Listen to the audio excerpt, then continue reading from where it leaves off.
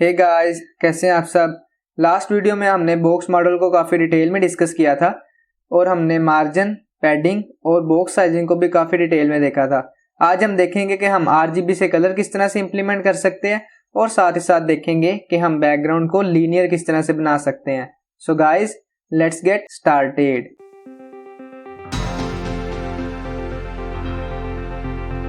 मैं जल्दी से यहाँ पे अपनी एक नई फाइल बना लेता हूँ tube23.html और अपना बॉयलर टेम्पलेट कोड डाल लेता हूँ। डॉक्यूमेंट की जगह मैं सिंपल लिखूंगा tube23 और मैं ऐसा करता हूँ बॉडी में एक पैराग्राफ का टैग लगाता हूँ। मैं यहाँ पे लिखता हूँ दिस इज पैराग्राफ। बस मैं सेव करके ओपन करूंगा लाइव सर्वर से। ये मेरे पास लाइव सर्वर से ओपन हो गया, दिस इज पैराग्राफ अपेयर हो गया। अब मैं ऐसा करता हूँ, इस पर थोड़ी सी स्टाइलिंग करता हूँ। अच्छा, मैं यहाँ पे लगाऊंगा स्टाइल का टैग और कहूंगा कि पैराग्राफ के ऊपर लगा दो बैकग्राउंड कलर। कौन सा लगा दो? एक्वा लगा दो। ये मेरे पास एक्वा कलर आ गया। हमने HTML में देखा था कि हम कलर और बैकग्राउंड कलर किस तरह से दे सकते हैं। हमने देखा था हम हेक्साडेसिमल्स में दे सकते हैं कुछ इस तरह से। मैं हैशटैग लिख के कुछ भी लिख सकता हूँ, लेकिन इसकी एक शर्त थी कि हमारे पास डेसिमल नंबर्स होने चाहिए 0 से लेके 9 तक। मैं यहाँ पे लिख भी देता हूँ कि हमारे पास 0 से लेके होने चाहिए 9 तक और साथ ही साथ A से लेके F तक होने चाहिए थे हमारे पास करेक्टर्स। मैं इसको कमेंट आउट कर देता हूँ और हमने देखा था कि जो फर्स्ट 2 करेक्टर्स हैं वो रेफर करेंगे हमारे रेड को और सेकंड वाले ग्रीन को और लास्ट वाले ब्लू को। ये RGB के ऑर्डर को फॉलो करेंगे। RGB stands for red, green, मुझे ग्रीन लिखना है, और ब्लू। अब हम देखते हैं कि हम RGB में कलर किस तरह से दे सकते हैं। अगर मैं इसको सिंपली कमेंट आउट करता हूं और यहाँ पे मैं लिखता हूं बैकग्राउंड कलर और मैं लिखता हूं RGB, इसके अंदर मुझे कोई ना कोई डेसिमल वैल्यू देनी पड़ेगी। मैं लिख देता हूं 12, मैं लिख देता हूं 23, मुझे ग्रीन को मिटाना पड़ेगा 23, और मैं लिख देता हूं 34। कोई ना कोई कलर आ ही जाएगा। ये मेरे पास बहुत डार्क कलर आ गया। मैं इसको ज्यादा बढ़ा भी सकता हूँ, जैसे मैं 112 कर दूं, 213 कर दूं और 134, तो मेरे पास कुछ इस तरह से कलर आ जाएगा ग्रीन सा। अगर मैं इसमें कोई करेक्टर डाल दूं, डेसिमल ना डालूं, तो फिर क्या होगा? डाल के चेक करते हैं। मेरे पास ये बैकग्राउंड कलर नहीं आया क्योंकि हमारी शर्त थी कि हम इसमें सिर्फ डेसिमल ही डाल सकते हैं। अब मैं सेव करूंगा तो कोई ना कोई कलर मेरे पास अपेयर हो जाएगा। तो गाइज, अगर मैं यहाँ पे A कर दूं, simply A stands for alpha, और हम इसको ओपेसिटी के लिए लिखते हैं। ओपेसिटी हमने बैकग्राउंड प्रॉपर्टीज में डिस्कस की थी। अगर आपने नहीं देखी अभी तक वीडियो तो आप उसको चेकआउट कर लें। हमने देखा था कि हमारे पास ओपेसिटी की वैल्यू होती है 0 से लेके 1 तक। मैं लिखता हूँ 0.3, तो क्या होगा? मेरे पास कलर लाइट हो जाएगा। मैं लिखूंगा 0.7, कलर थोड़ा सा डार्क हो जाएगा। अगर मैं इन केस यहाँ पे 0 लिख दूं तो फिर क्या होगा? मेरे पास बिल्कुल ही कलर गायब हो जाएगा। मैं इसलिए यहाँ पे 0.4 की तरफ जाऊंगा और मेरे पास कुछ इस तरह से कलर आ जाएगा। अब हम देखते हैं कि हम लीनियर ग्रेडियंट किस तरह से लगा सकते हैं। तो गाइज, मैं ऐसा करता हूँ, सिंपली यहाँ पे बॉडी का टैग ओपन करता हूँ और मैं लिखता हूँ बैकग्राउंड कलर। नहीं मैं लिखूंगा, मैं सिंपली यहाँ पे लिखूंगा बैकग्राउंड। अगर मैं यहाँ पे कोई इमेज लगाऊं तो इमेज लग जाएगी, बिल्कुल लग सकती है। बैकग्राउंड इमेज लिखना जरूरी नहीं है। मैं लगा के आपको दिखाता हूँ, pics/mini.jpg, ये मेरे पास इमेज आ गई। लेकिन क्या हो कि अगर मैं यहाँ पे रेड लिखूं, कुछ भी फर्क नहीं पड़ा। नहीं, कुछ भी नहीं पड़ा। अगर मैं इसको यहाँ पे कोई स्पेल गलत कर देता हूँ, यानी मेरे पास इमेज नहीं फाउंड, तो मेरे पास रेड कलर आ गया। मैंने कहा है कि फर्स्ट प्रायोरिटी में ये चीज चलाओ, अगर नहीं चल रही तो फिर रेड कलर लगा दो। ठीक है। अगर मैं यहाँ पे एक और कोमा डालूं और मैं यहाँ पे फिर से लिखूं URL और मैं यहाँ पे लिखूं पिक्स में जाओ और 2.jpg चला दो, क्या होगा? अब ये वाली हमारे पास इमेज आ जाएगी प्रायोरिटी लिस्ट में। क्यों? क्योंकि ये वाले स्पेल गलत है। मैं इन केस इसको ठीक कर देता हूं तो फिर मेरे पास वो वाली इमेज आएगी। मैं इसको गलत कर दूंगा तो मेरे पास 2 वाली इमेज आ जाएगी जो मैंने दूसरी लगाई।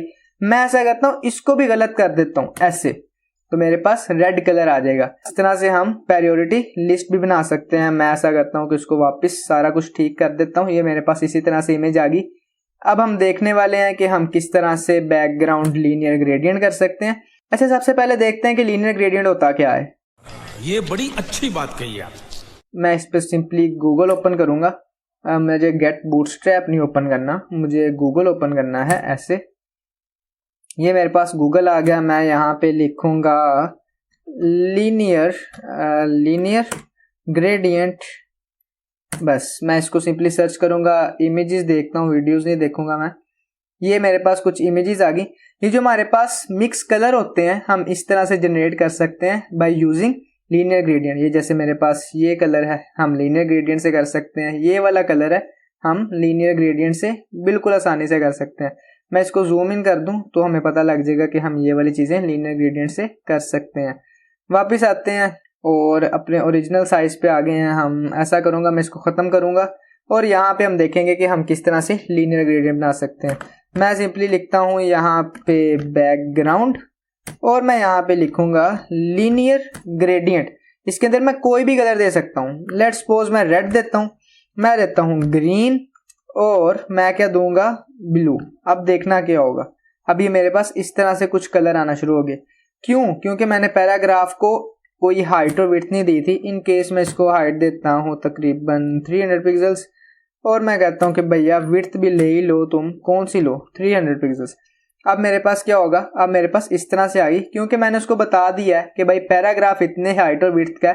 पहले वो बॉडी में पूरा पैराग्राफ था इसीलिए वो पूरे बॉडी को एज अ पैराग्राफ ट्रीट कर रहे थे। तो अब क्या हो रहा है, अब हमने बता दिया कि इतनी विड्थ पे है और बॉडी के ऊपर लगा दो, आप क्या लगा दो, लीनियर ग्रेडियंट। मैं इसको कमेंट आउट कर देता हूँ। और मैंने आपको बताया था कि ये वाली चीज़ हमारे पास क्यों नहीं चली, क्योंकि जो नीचे हम ओवरराइट कर देते हैं वही कंपाइलर रीड करता है। अब हमारे पास कुछ इस तरह से कलर आ गया। मैं चाहता हूँ नहीं, मेरे पास 2-4 कलर इस तरह के और होने चाहिए। मैं कह देता हूँ कि भाई मेरे पास एक्वा भी आ जाए, मैं कहता हूँ मेरे पास डीप स्काई ब्लू भी आ जाए, मैं लिखूंगा डीप स्काई ब्लू। मैं चाहता हूँ मेरे पास आ जाए ग्रे भी। ये सारे कलर आ सकते हैं, जो जो आप चाहें सारे कलर्स आ सकते हैं। इतने ज़्यादा कलर क्या करेंगे करके हम इसीलिए इसको मिटा ही लेते हैं। 3 कलर्स बहुत हैं इस टाइम। अब इसकी डायरेक्शन क्या है, सबसे पहले वाला हमारे पास टॉप पे और फिर दरमियान वाला मिडल पे और लास्ट वाला हमारे पास बॉटम पे। मैं इसकी डायरेक्शन चेंज कर सकता हूँ। मैं लिखूंगा 2 और मैं लिखूंगा लेफ्ट और मैं यहाँ पे डाल दूंगा कोमा। अब इसकी डायरेक्शन लेफ्ट साइड पे हो जाएगी। देखा, ये मेरे पास अब जो पहला कलर है वो लेफ्ट साइड से आया, रेड ग्रीन ब्लू। अगर तो मैं यहाँ पे राइट कर दूं तो राइट साइड से अपीयर होना शुरू हो जाएंगे, यानी पहले रेड फिर ग्रीन फिर ब्लू। मैं कहता हूँ नहीं, मुझे तो बॉटम से चाहिए भैया, तो मैं बॉटम से कर लूंगा। इस तरह से आ गया। अब मैं अगर चाहता हूँ कि मेरे पास किसी डिग्री में आए तो मैं क्या करूंगा, मैं यहाँ पे सिंपली लिखूंगा 12 डिग्री। तो फिर देखना क्या होगा, मेरे पास कुछ 12 डिग्री की तरफ रोटेट होना शुरू हो गया। मैं लिखूंगा नहीं, मुझे चाहिए 222 डिग्री, तो ये कुछ 222 डिग्री की तरफ आ गया। मैं चाहूंगा नहीं 22 डिग्री, तो ये इस तरफ आ जाएगा। यानी डिग्री के हिसाब से भी हम इसको एडजस्ट कर सकते हैं। मैं इसमें जितने मर्जी कलर चाहूँ ऐड कर सकता हूँ। मैं इसमें हैशटैग से कलर यानी हेक्साडेसिमल कलर ऐड कर सकता हूँ। मैं आपको ऐड करके दिखा देता हूँ। इस तरह से ये भी कलर मेरे पास ऐड हो गया। अगर मैं चाहता हूँ कोई और कलर ऐड करना तो मैं यहाँ पे सिंपली पिक पे जाऊँगा और अपनी मर्जी के कलर यहाँ से ऐड कर लूँगा। मैं ये वाला कलर ऐड करता हूँ। मैं इसकी RGB वैल्यू भी ऐड कर सकता हूँ। यानी कितना पावरफुल टूल है हमारे पास, हर चीज़ हमारे पास ऐड करवा सकता है। ये मैंने लिखा इसके अंदर हमारे पास ये RGB वाला कलर भी ऐड हो गया। अब एक और चीज़ भी मैं इसमें कर सकता हूँ।